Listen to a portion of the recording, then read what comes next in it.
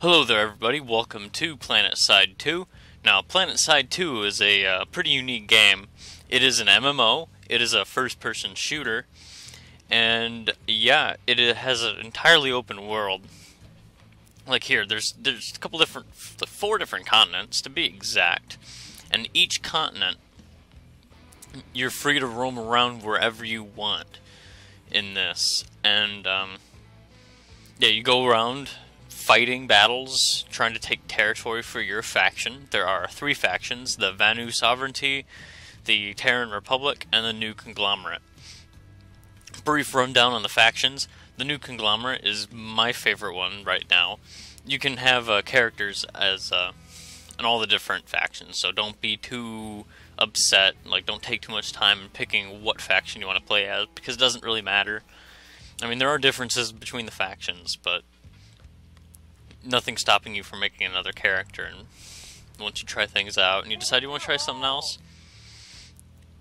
sorry about that. But yeah, no, the New Conglomerate, my faction, they have the heaviest armor, their weapons are hard-hitting, their DPS isn't as good as, say, the Terran Republic. Speaking of the Terran Republic, they have a little bit lower damage but higher DPS, so their weapons fire faster. They're pretty moderately armored. And then there is the Vanu Sovereignty. That's these people down here, the purple. The blue is the New Conglomerate, and the red is the Terran Republic. The purple people, the purple people, they have really accurate weapons. I'm pretty sure they don't have any drop-off on their weapons as well. They tend to use energy-based stuff. Trade-off is they are pretty lightly armored, although their aircraft are very, very maneuverable. You know, and that's kind of a theme between all the vehicles of the 3 factions. You know, Terran Republic is kind of balanced, New Conglomerate is really heavy and bulky and powerful at the expense of speed and maneuverability.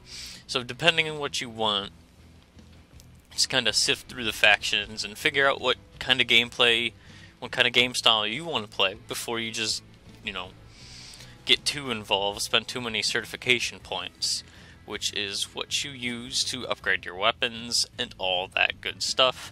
You earn certification points in-game through experience.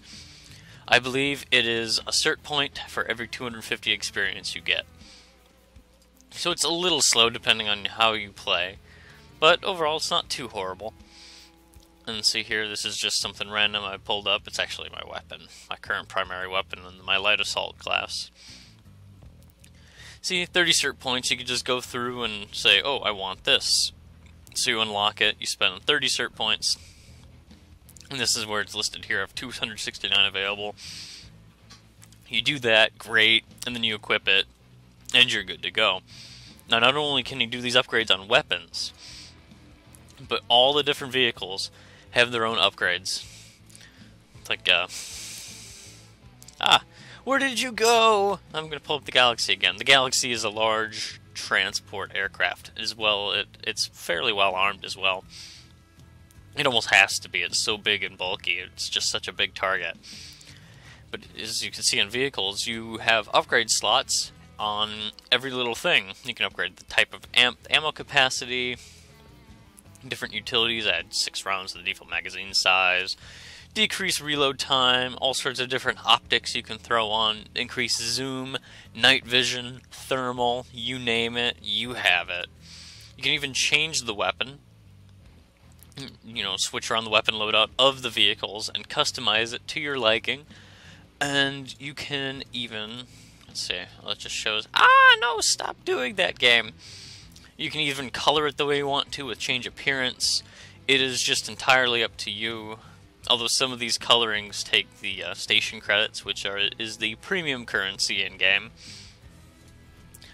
But yeah, no, you have all sorts of options to customize vehicles if you so choose.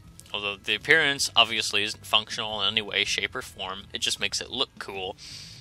My main interest is in all these weapon upgrades and just upgrades for your the aircraft or ground vehicle itself. You can do this for all of them like this. You can even change around the primary weapon on tanks, eh? And that's the problem. I keep hitting escape instead of hitting previous. I'm so silly.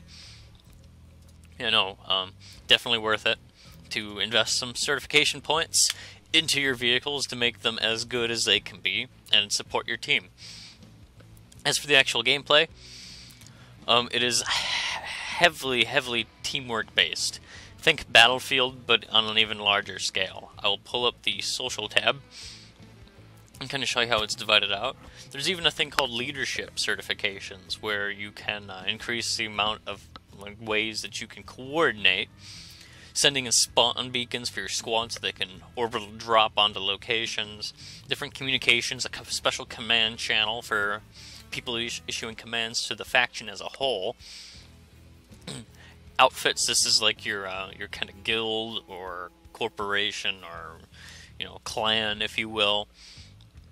It's a great place to meet some good people to play around with. Now, as for squads, you can hop either auto join squad, the hotkey is insert, and it'll put you into a squad that fits, you know, your needs, or you can, you know, create your own.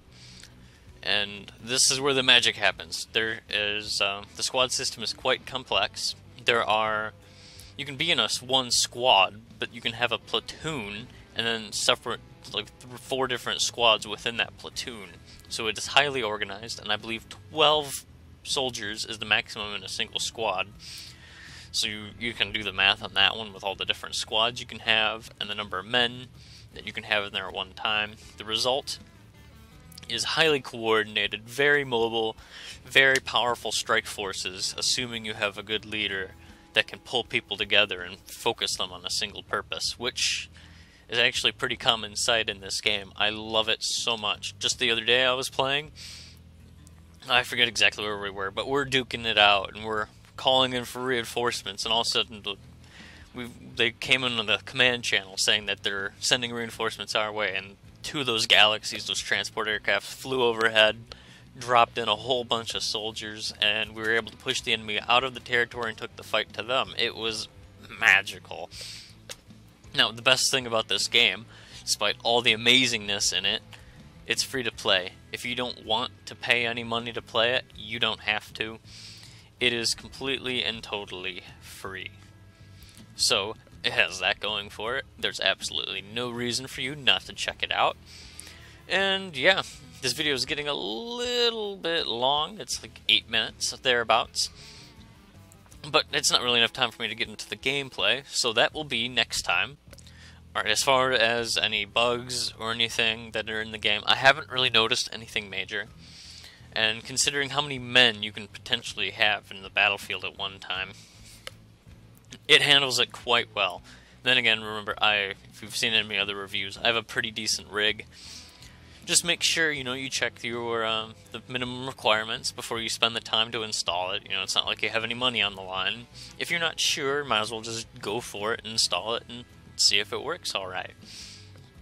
But no, I haven't noticed any major bugs. There's nothing to me so far that's obviously wrong with the game that's a bug. The developers have done an excellent job with it, and yeah, they continuously are working with it and improving it. And yes, it is overall an excellent game, and you should definitely try it.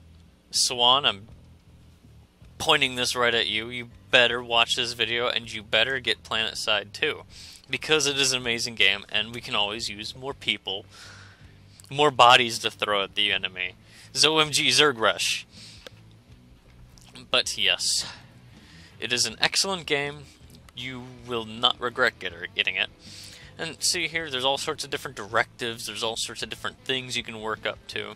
The way I like to describe this game, it's like Battlefield, but on steroids. Oh yes, nanites, I didn't mention that. There's another resource. It's what you need to spawn in vehicles. It regenerates over time. It's fairly expendable. Don't worry about it too much. And yeah, profile, look at all the stats, it's all sorts of good stuff. What's my Yeah, my KD was actually pretty good the other day. Good. I'm relatively new to the game, but I've played it enough to kind of do this basic review, letting you guys know that it's totally worth getting. And yeah, that's going to be it for this video. Thank you all very, very much for watching, and until next time, this is Ryan from Stromboli Games, signing off.